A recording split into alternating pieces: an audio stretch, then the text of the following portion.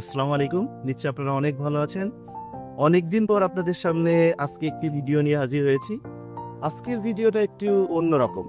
একটু ইমোশনালও বলা যায়। রাজশাহী শহরে আমার খুব ছোট্ট একটু জায়গা আছে। সেই জায়গাতে আমরা একটু বাগান করেছি। তো সেই বাগানে কি, কি আছে আজকে একটু আপনাদের দেখানোর চেষ্টা করব। আমি যদি খুব কাছ থেকে দেখাই, এটা আমের গাছ। এটা বাড়ি 4। এই লাইনে সবকটাই বাড়ি 4 আম লাগিয়েছিলাম এবং বেশ কিছু ধরেছিল, কিছু মুকুল ভেঙে দিয়েছিলাম। দেখেন আমের সাইজগুলো অনেক সুন্দর হয়েছে। আর এদিকে আছে অনেকগুলো মরিচ গাছ। আপনাদের যদি আমি একটু দেখাই, আল্লাহ তাআলার কি কুদরত, কি অসাধারণ সৃষ্টি।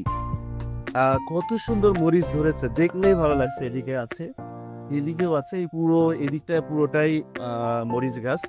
আর এই লাইনটা আমের আমরুপালি আম দিয়েছিলাম, এখানে কিছু আম ছিল। আর যদি যে খালি জায়গাটা, এই জায়গাটায় শীতকালে টমেটো গাছ করেছিলাম, তারপরে আপনার লাল শাক ছিল, কিছু শাকসবজি ছিল। আর একটা জিনিস দেখে আপনাদের, পেঁপে গাছ দেখুন, পেঁপে গাছটা খুব সুন্দর হয়েছে এবং কয়েকটা পেঁপে ধরেওছে। এদিকেও আছে কিছু দিয়েছি। আর এদিকে বাতাবি লেবু গাছ লাগিয়েছিলাম, কাগজি লেবু গাছ।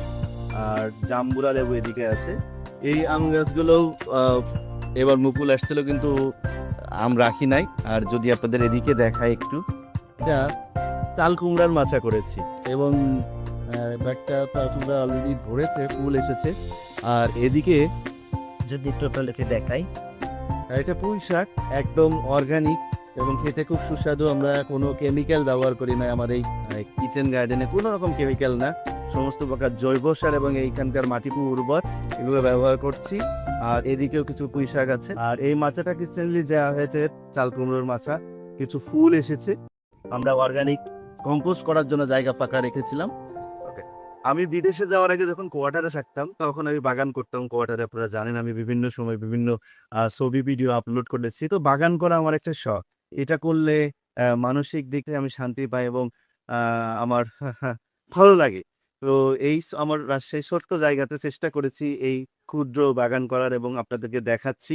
আশা করি আপনাদেরও ভালো লাগবে। এবং এই যে পরিশেষে যেটা বলতে হয়, এই যে দেখেন মাত্র ৩ টা আম, তারপরেও এইটার যে অনুভূতি, এটা একটা সন্তানের মতো, একটা কি বলে, এটা একটা নিজের হাতে তৈরি গাছ লাগানোর একটা প্রাপ্তি। তো এটাই আপনাদেরকে আজকে আমি দেখালাম। আশা করি আপনাদেরও ভালো লেগেছে। সবাইকে অসংখ্য ধন্যবাদ। আসসালামু আলাইকুম।